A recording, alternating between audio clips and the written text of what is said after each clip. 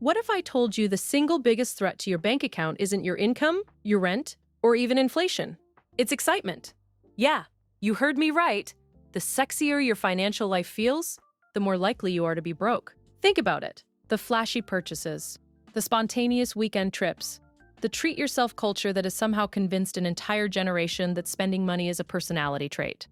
Meanwhile, the people who are actually building wealth, they're doing the most boring things imaginable. And I would know, because I'm one of them.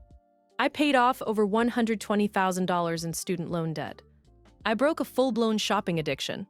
And I did it not by finding some genius investment hack or landing a six-figure side hustle. I did it by becoming the most boring version of myself with money. So today, I'm going to walk you through 10 unsexy, unglamorous, frankly kind of embarrassing habits that save me serious cash every single month. None of them are hard. None of them require willpower you don't already have. But I promise you, if you actually do them, they will change your financial life. Let's get into it. Okay, I want to start with the one that hit me the hardest personally, because I think it's the habit most people don't even realize they have. Stop shopping to kill time. Now, I need you to hear me on this. I was a full-blown shopaholic for years. Not exaggerating, not being cute about it. I mean, I literally did not know how to exist in a moment of downtime without opening an app and buying something. Lunch break, shopping, waiting room, shopping, can't sleep, shopping. It was my default, my autopilot, my version of doom scrolling, except every scroll cost me $40. And here's the thing nobody tells you about browsing. Ignorance really is bliss. The more you let yourself look, the more you find things you suddenly need. Things you didn't even know existed 5 minutes ago are now taking up mental space and draining your bank account. So what did I do? I replaced the habit. I didn't just white-knuckle my way through it. I found things that were either challenging or creative to fill that space instead.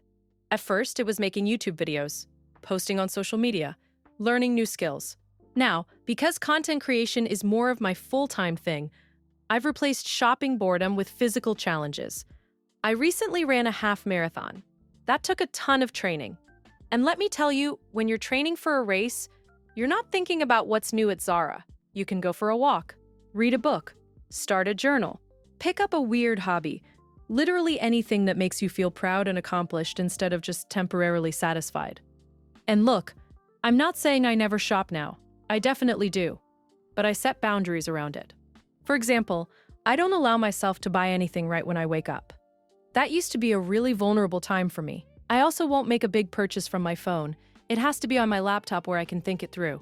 And if I do want to go shopping, I either schedule it ahead of time, do it in person, or I earn it by finishing my priorities for the day first. Is it as fun as adding to cart at 2 a.m.? No, obviously not. But it has saved me thousands of dollars. Literal thousands. And honestly, my life got so much better when I stopped filling every quiet moment with consumption. And that leads perfectly into habit number 2, which is closely related. Have a boring routine. Like, a really boring one. If I'm being completely honest with you, I don't live a very exciting day-to-day life. I don't go to a bunch of events. I don't take big spontaneous vacations. My weeks look pretty much the same. And I love it. Because here's what I've learned. A boring routine protects your wallet. When I don't have structure, when my days are open and unplanned, that's when I default to the path of least resistance. Which for me means picking up my phone, opening social media, seeing someone else's amazing trip or dinner out, and suddenly feeling this pressure to keep up. Comparison spending is real, you guys, and it thrives in unstructured time. But when I have a routine, when I know what I'm doing today, tomorrow, this weekend, I keep the blinders on. I stay in my lane, and I keep moving in the direction I actually want to go. Now, does this mean I never travel? That I never go out to dinner? That I never try new things? Of course not. But those experiences are planned and intentional. They fit into the bigger picture. They're not reactive decisions born out of boredom or comparison. I don't know. I genuinely love the boring life.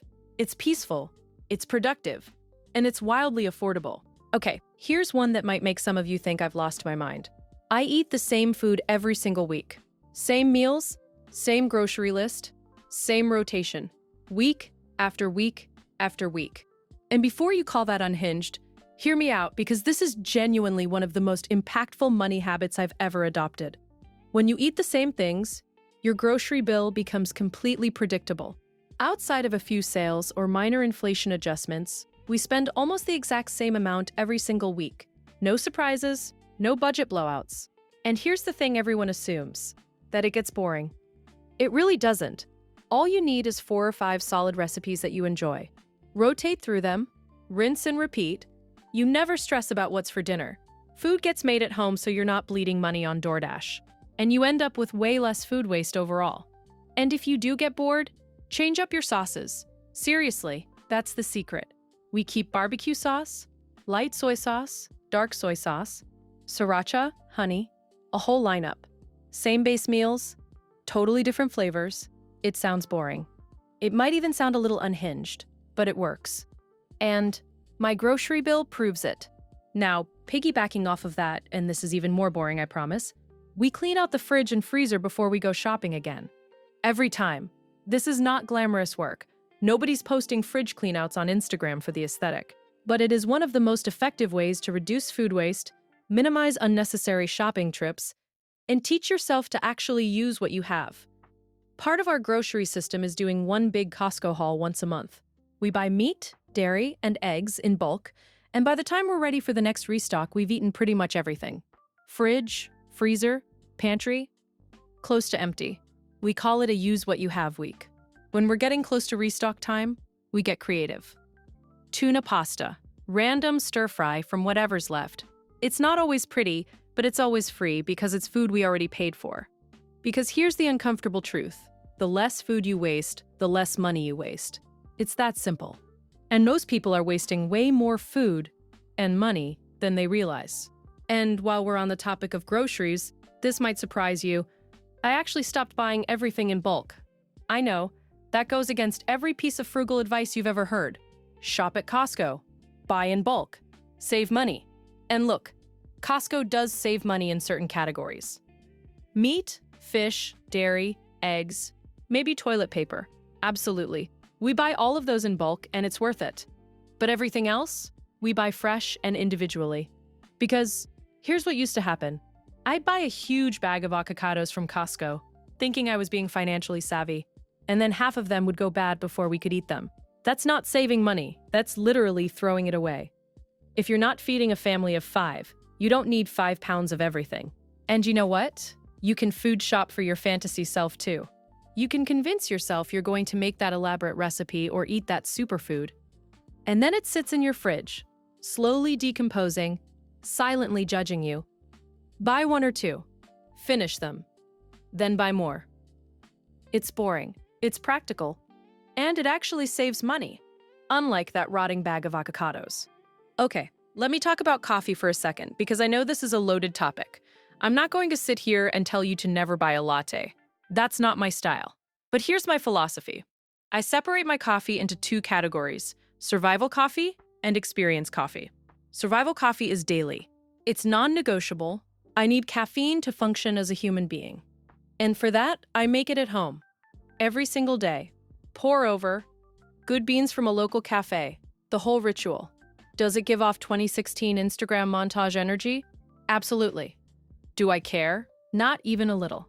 Because it forces me to slow down, it tastes incredible, and it keeps my daily caffeine fix from becoming a $6 a day unconscious habit. Experience coffee is different.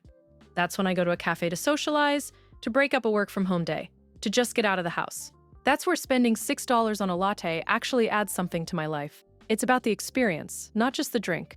So I'm not saying don't buy coffee. I'm saying buy it with intention. Because the problem isn't the latte itself.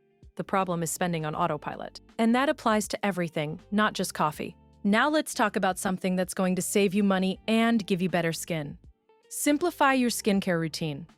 I know, in the age of 12-step routines and $85 serums, this sounds almost rebellious, but I promise you, when I was doing the most for my skin, spending the most money, layering the most products, my skin looked its worst. The moment I stripped it down to 4 or 5 products, mostly from the drugstore and Korean skincare brands, my skin actually started to glow. Right now, my cleanser is under $20 and has lasted me almost half the year. I still have tons left. My entire routine, morning and night, fits in one hand. It's affordable, it's effective. The skin is skinning. More steps does not mean better skin. More expensive does not mean better results. In this case, boring and simple wins every single time.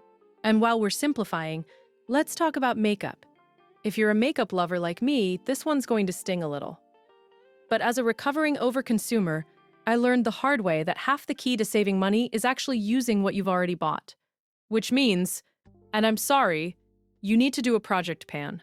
For those who don't know, a project pan is when you commit to using up your current makeup products before buying new ones. That's it. Just finish what you have. I've been doing my own project pan since November 2024. And if I've learned one thing, it's that makeup products last forever. I've been working on the same concealer for a year and a half. Look at how much is still in there. It's almost offensive. And yeah, using what you have feels boring. It's always more tempting to buy the new launch, try the trendy product, switch things up. But here's what I found. You can create novelty within what you already own. Fewer things in life are more satisfying than finally hitting pan on a product you've been working through for months. I hit pan on a highlighter recently. A highlighter. I have never done that in my life. And honestly, that was more exciting than any new purchase I could have made. That little circle of metal peeking through the powder? Chef's kiss. That's the real glow up. This one sounds almost too obvious to say out loud, but it needs to be said. Wear your clothes. Like, actually wear them. Repeatedly. Being an outfit repeater is going to save you a ridiculous amount of money. Because every single time you wear something from your closet, instead of buying something new, you're lowering the cost per wear. Think about it. A $300 sweater worn 30 times costs you $10 per wear. A $30 sweater you wore once? That cost you $30. Which one is actually more expensive? And here's the bonus. The more you wear your clothes and repeat your outfits, the more confident you become in your personal style. You learn what you actually like versus what was just a trend. You start shopping smarter. You buy fewer pieces, but better ones. Because you know exactly what you're going to reach for. Outfit repeating isn't boring. It's self-awareness. And it's the fastest path to a wardrobe you genuinely love, and one that doesn't drain your bank account. Okay, last one. And I saved this for the end because it's the most important and, I won't lie, probably the most boring of all. Budgeting and paying yourself first. I know, I can feel some of you reaching for the back button right now. But stay with me, because this is the habit that changed everything. I've been budgeting pretty much every single day since 2019. That's when I committed to paying off $120,000 in student loans and breaking my shopping addiction. And even though I paid off that debt almost 4 years ago, I still budget daily. Why? Because budgeting is the only way to truly understand where your money is going, how much, and most importantly, why. In my own tracking system, I even log my mood alongside my spending. Because understanding your emotional state when you spend is just as important as tracking the numbers. I also note whether a purchase felt impulsive or intentional. That one small distinction has given me so much clarity about my spending behavior over time. Is it sexy? Absolutely not. Is it tedious? Sometimes yes, but it is the single most transformative financial habit I've ever built. Nothing else comes close. And the second part of this, and arguably the more important part, is paying yourself first. I heard someone say once, "You are a bill. Pay yourself like one." And that flipped a switch in my brain. For years, I had the process backwards. I'd get paid, pay rent, pay bills, pay off my credit card, and then whatever was left, I'd spend on dinner, shopping, treating myself. And saving? That was supposed to come from whatever was left after all of that. Spoiler. There was never anything left. The moment I started treating my savings like a non-negotiable bill, automated, taken out before I could even see it, everything changed. The money goes straight from my paycheck into savings and investments. I don't touch it. I don't see it. I just watch it grow on autopilot. Is YOLO more fun than funding your future self? Obviously. But you know what's not fun? Being 50 with nothing saved. Being stressed every time an unexpected expense pops up. Living paycheck to paycheck because you never prioritized yourself. Paying yourself first is boring. But it is the most important bill you will ever pay. So there you have it. 10 incredibly boring, completely unsexy habits that save me serious money every single month. Eating the same meals, cleaning out the fridge, not buying everything in bulk, making coffee at home, not shopping out of boredom, keeping a boring routine, simplifying skincare, using up makeup, wearing your clothes, Budgeting and paying yourself first. None of these are flashy. None of them will go viral. None of them will make you feel like a financial genius at a dinner party. But here's what they will do. They will quietly, consistently, and reliably build you real wealth. The kind that actually lasts. The kind that gives you freedom, not just a dopamine hit. Because the truth is, and I really need you to hear this, wealth isn't built in the exciting moments. It's built in the boring ones, in the daily discipline, in the small choices that nobody sees. The exciting stuff gets the attention, but the boring stuff gets the results. And look, these habits only truly work if your financial foundation isn't a complete mess behind the scenes. So if you're feeling overwhelmed or out of control with your money right now, go watch my video where I show you exactly how to declutter your finances, kind of the way you declutter your closet. I'll link it right here.